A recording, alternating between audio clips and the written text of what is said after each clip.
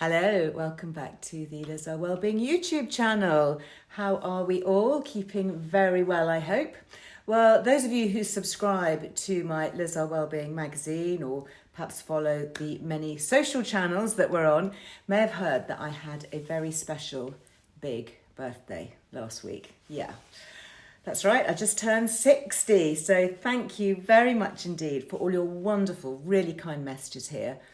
Absolutely loved reading them. So appreciate everything. Thank you. I had some fabulous celebrations. Might have seen a few pictures on my personal Instagram. That's at LizEarleMe if you want to take a look. There are a few more to come this week from my truly epic party. So watch out for those. And I also absolutely loved going to ABBA Voyage in London. Have you been? And my 4 eldest kids took me as a surprise birthday treat, and it was fabulous. Highly recommended if you haven't been yet. So in celebration of my milestone year, my team have asked me to share some of the most important well-being lessons that I've learned in my 60 years. So here we go. First is eat fresh and local. So when it comes to eating, the old ways are undoubtedly the best. And what I mean by that is to eat like our ancestors, fresh, local food as much as possible, cooking from scratch, swerving the ultra-processed, pre-packaged stuff, i.e., not overcomplicating things, avoiding anything that comes out of a plastic package. Better for our bodies, better for our planet too. And talking of that, if we look at the blue zones all around the world, the places where the population there live much longer on average, they have a really simple approach. They live in close-knit communities. They eat and drink what's grown locally, and they take things at a much slower, more relaxed pace. They spend more time outdoors. Definitely something I'm going to be doing more of in my new decade, especially early in the morning when it's becoming increasingly known how important this time is for setting up our circadian rhythms. These are the things that control our hormone production and our sleep. So get it right in the day for the night ahead. So cooking from scratch is something I strive to do, not only for me, but for my kids as well. And we're really fortunate to live in the countryside, and I appreciate being able to support my local farmers through outdoor markets and farm shops.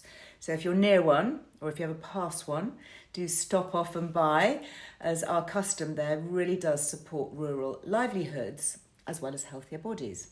Now, I know it isn't always achievable for everyone, especially with the rising cost of living, but even small swaps, can make a big difference. So eating better quality, higher welfare organic meat, for example, but less often. That's a good way to balance the budget. I also like bulk buying staples such as lentils, rice, beans, and sharing the cost of these with a couple of friends, for example. And then I do a lot of batch freezing of seasonal produce. There is pretty much nothing that doesn't end up in my freezer, to be honest. The second thing is keep an open mind. Don't be afraid to change your mind as you get older, especially when it comes to well-being.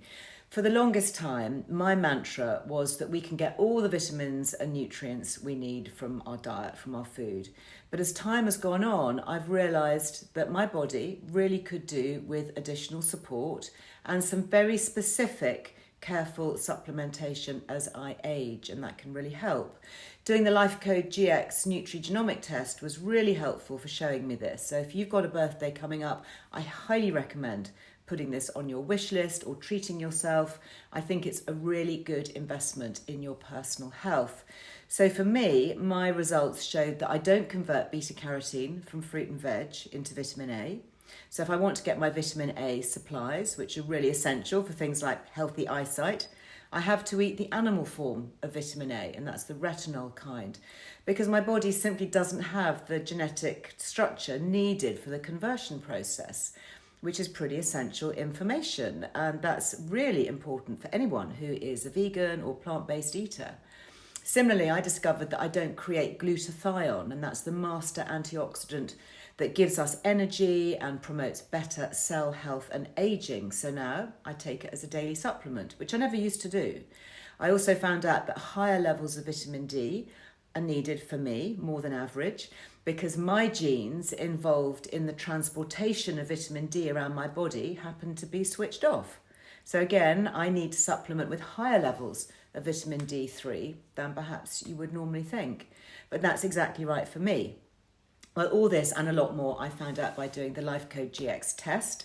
I'll pop the link here if you'd like to take a look, because they have created a very special exclusive package only for Earle Wellbeing. You'll only find it here on my channels, and I really appreciate you guys at Life Code GX doing that for us. Thank you.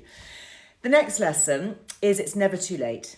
You know, I know it's something of a cliche, but another thing that I have learned is it's definitely never too late to invest in your well-being. I was never into any form of exercising very much, but then I started to get into a little bit of running in my 50s, and I have never looked back. You know, I do train regularly now with a few weights, sometimes online with the Earle Wellbeing personal trainer, Michael Gary, sometimes on my own.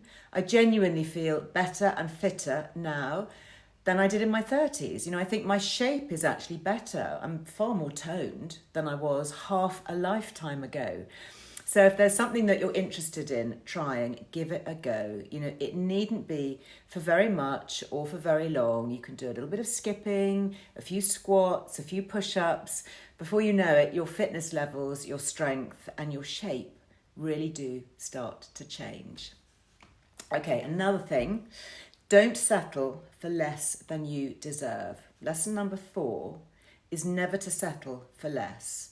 And I suppose we mostly think of this in terms of our relationship or our jobs, but I also consider it in terms of our health and our well-being too. For the longest time, women particularly have really struggled to get the healthcare that we deserve. How many times have we heard someone say, oh, it's just a woman's problem. You know, it's one of those things we should expect or just put up with. And we hear that in the media, we hear it from friends even. In some cases, we even hear it from our own doctors.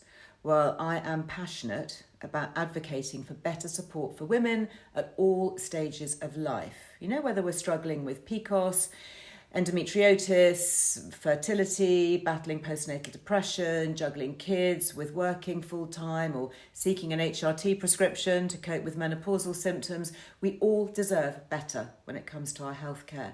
The tide is, thankfully, beginning to turn, but there's still a long way to go. There's gender inequality in healthcare.